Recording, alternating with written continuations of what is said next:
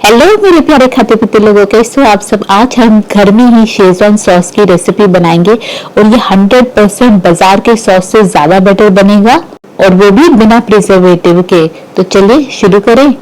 तो यहाँ पर हमने 2 किस्म की लाल मिर्च ली है। ये थोड़ी सी बड़ी साइज की है, ये हमने 100 ग्राम ली है।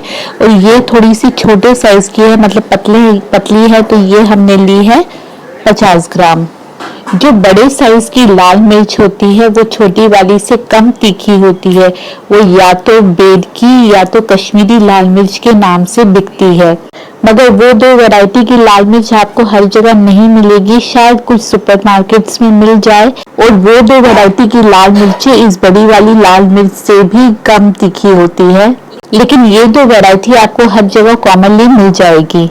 अगर आप बेड की या कश्मीरी लाल मिर्च यूज कर रहे हैं तो वो आप 50 ग्राम ले लीजिए और इनमें से जो भी आपको अवेलेबल हो उसका आप 100 ग्राम ले लीजिए, ताकि आपका शेजवान सॉस हद से ज्यादा ही तीखा ना बन जाए। अगर आपके यहाँ सिर्फ ये पतली वाली लाल मिर्च अवेलेबल है जो बहुत ही ज़्यादा तीखी होती है और फिर भी आपको शेजवान सॉस बनाना है, तो आपको बस क्या करना है, इसका 150 ग्राम जब आप लेंगे तो उसमें से 50 ग्राम अलग कर लीजिए, उसमें से सारे मिर्ची के बीज निकाल लीजिए और बस मिल जाएगी आपको परफेक्ट मिर्ची सॉस बनाने के लिए। अगर आप ये बड़े साइज की लाल मिर्च यूज करेंगे तो मुझे लगता है ये बिल्कुल परफेक्ट रहेगी। मगर अगर आपको ये कम तीखी लगे तो आप इसमें कश्मीरी लाल मिर्च पाउडर तो इजीली अवेलेबल होता है, उसका 1 चमचा ऐड कर सकते हैं। अब ज्यादा बातें ना करते हुए बढ़ते हैं शेजवान सॉस बनाने की तरफ। तो अब हम क्या करेंगे, इसके सारे जो मिर्ची के सारे जो डंठल है वो काट के अलग कर लेंगे। उसके बाद इस मिर्ची को हम लोग धो लेंगे पानी से 1 बार। इसके बाद हमने यहाँ पर 5 कप पानी पतीले में डाल दिया उबलने के लिए। साथ ही हम इसके अंदर ये धोई हुई मिर्ची डाल देंगे। मिर्ची हमारी पूरी तरह पानी में डूब जानी चाहिए। इसके बाद अब हम इसे हाई फ्लेम पर रखेंगे ढक्कन मार के, जब तक इसमें उबाल ना आ जाए। थोड़ी देर बाद ढक्कन खोल के चेक कर लेंगे, हमारे यहाँ पर पानी में उबाल आ चुका है। अब हम गैस को सिम कर लेते हैं और इसे फिर से ढक कर रखेंगे और पकने देंगे लगभग 5 मिनट के लिए धीमी आंच पर। 5-6 मिनट के बाद ढक्कन उठा लेंगे फिर से। हमारे मिर्ची यहाँ पर थोड़ी बहुत नरम हो चुकी है। अब हमें गैस को बंद कर देना है और इसे हम इसी तरीके से ढक कर रखेंगे जब तक ये ठंडा ना हो जाए। अब हमारी मिर्ची यहाँ पर पूरी तरह ठंडी हो चुकी है। इसे छान कर निकाल लेंगे और मिक्सर ग्राइंडर में डाल देंगे पीसने के लिए। हमें इसका एक बहुत ही बारीक पेस्ट बना लेना है।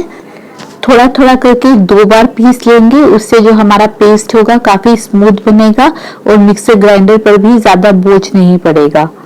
अब ये जो पानी यहाँ पर बच गया है इसे आपको फेंकना नहीं है, इसे हम आगे यूज करेंगे सॉस बनाने के लिए। अब ये यहाँ पर हमारी सारी चटनी पिसकर तैयार हो गई है मिर्ची की। बढ़ते हैं अगले प्रोसेस में। लेंगे आधा कप तेल। जी हाँ, आधा कप तेल। बाजार वाले शेजवान सॉस में तो इससे भी ज्यादा तेल होता है। एक्चुअली तेल क्या करता है, इस सॉस को प्रिजर्व करता है। अब जब तेल गर्म हो जाएगा उसके अंदर हम आधा कप डाल देंगे लहसुन का पेस्ट। अगर ग्राम्स में देखें तो ये आपको लगभग 100 ग्राम लहसुन पड़ जाएगा। और ये है 50 ग्राम अदरक का पेस्ट। अब इस अदरक और लहसुन के पेस्ट को हमें तेल में सौते करना है, भुनना है मीडियम आंच पर, बीच बीच में चलाते हुए जब तक इसका रंग हल्का सा चेंज ना हो जाए। यहाँ पर अब अदरक लहसुन के पेस्ट का रंग हल्का सा चेंज हो गया, हल्का सा सुनहरा हो गया। इसमें से भीनी भीनी खुशबू भी आ रही है। अब ये मिर्ची का पेस्ट हम इसके अंदर डाल देंगे। एक बार मिलाकर सब कुछ अच्छी तरह मिक्स कर लेंगे। इसके बाद हम इसमें डाल देंगे नमक। नमक इसमें कुछ ज्यादा ही लगता है। अभी मैं फिलहाल 1 चम्मच डाल रही हूँ भर के इसके अंदर। और ये जो पानी हमारा बचा हुआ था मिर्ची वाला, इसको भी इसके अंदर डाल देते हैं। फिर से मिक्स कर लेंगे। देखिए ये बिल्कुल इवनली स्मूथली सारा मिक्स हो गया है। अब देखिए इसमें उबाल आना भी शुरू हो गया। इसको हम ढककर पकने के लिए छोड़ देंगे लगभग 10 मिनट के लिए धीमी आंच पर। और 10 मिनट बाद हम देखेंगे जो मिर्ची का पेस्ट है हमारा ज्यादा स्मूथ हो गया है, सॉस जैसा हो गया है। पानी भी लगभग सूख चुका है। इस सॉस की कंसिस्टेंसी आप अपने हिसाब से रख सकते हैं।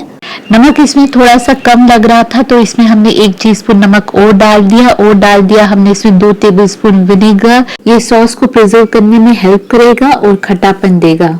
2 टेबलस्पून डाला टोमेटो केचप, 2 टीस्पून है ये सोया सॉस के।